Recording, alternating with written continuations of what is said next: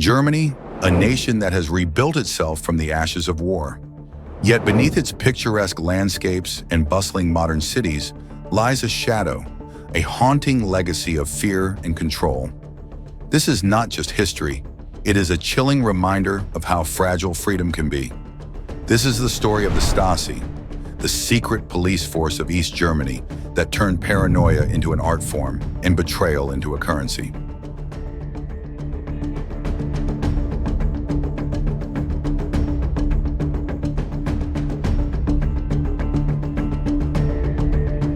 Picture this.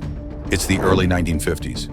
Germany lies in ruins, split between East and West, each side a pawn in the growing Cold War. In the East, a new regime rises, promising security and equality. But in the corridors of power, they know trust is a dangerous thing. To maintain control, they create the Ministry for State Security, or the Stasi. The Stasi would soon become one of the most feared secret police forces in history. It wasn't just a tool for protecting the state, it was a weapon to maintain complete dominance over the people. From the beginning, it was designed to infiltrate every aspect of life to ensure no one could challenge the regime.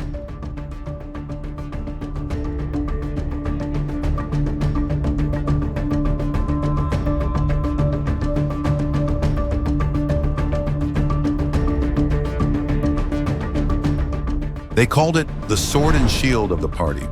But to those who lived under its gaze, the Stasi was omnipresent. It wasn't just an institution, it was a state of mind. Every neighbor was a potential informant, every phone call, a possible interrogation. Imagine a world where your own child could be the one to report you. This wasn't dystopian fiction. This was East Germany. The Stasi had one golden rule: trust no one. Spouses turned against each other. Best friends whispered secrets to their handlers. Every relationship carried the weight of suspicion. Why? Because saying no to the Stasi wasn't an option. To refuse their demands was to risk everything: your career, your family, your life. Betrayal became a way of life. Fear wasn't just a feeling, it was a tool of control, carefully cultivated to keep the regime's grip tight on its people.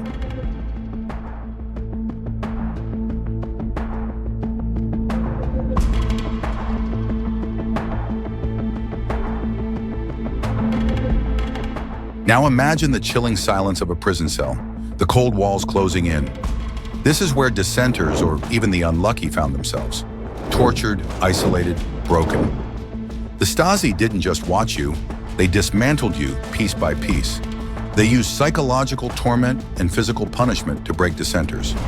Prison cells became laboratories of fear, designed to make people disappear, not just physically, but emotionally and mentally.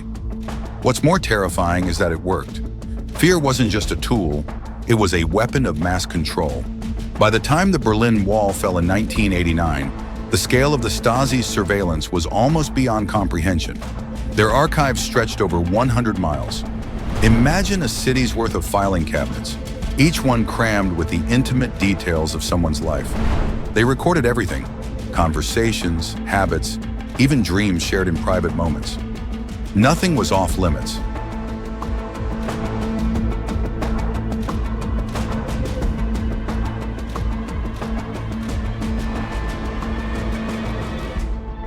As the people of East Germany rose up, so too did the truth. In their final days, Stasi agents worked frantically to destroy evidence. Shredders roared day and night. Documents burned in endless bonfires. But it wasn't enough. Citizens stormed their offices, uncovering the secrets of a regime that had ruled their lives. The revelations were devastating. Families discovered betrayals they couldn't fathom. Neighbors learned the truth about each other. Trust was shattered, sometimes irreparably. The archives that survived revealed an empire of paranoia, a society where everyone was a suspect. Today, these documents are still being pieced together. Historians and researchers work tirelessly to reconstruct shredded files, each page telling a story of betrayal, courage, or lives forever changed. For many victims, the wounds are still fresh.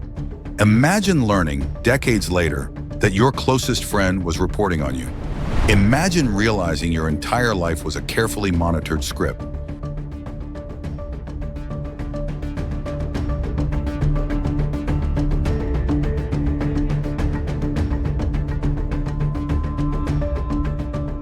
Walk the halls of the Stasi Museum in Berlin, and you'll feel the weight of history pressing down on you.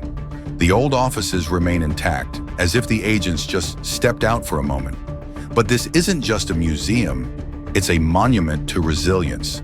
Every artifact, every piece of paper is a testament to the human spirit, to those who survived and to those who fought back. And yet the past refuses to stay buried. The lessons of the Stasi grow ever more relevant in our modern world. Today, governments collect data on an unprecedented scale. Surveillance cameras track our movements. Algorithms analyze our habits. Are we safer, or are we just better watched? The tools have changed, but the questions remain the same. The Stasi may be gone, but their methods live on in the shadows.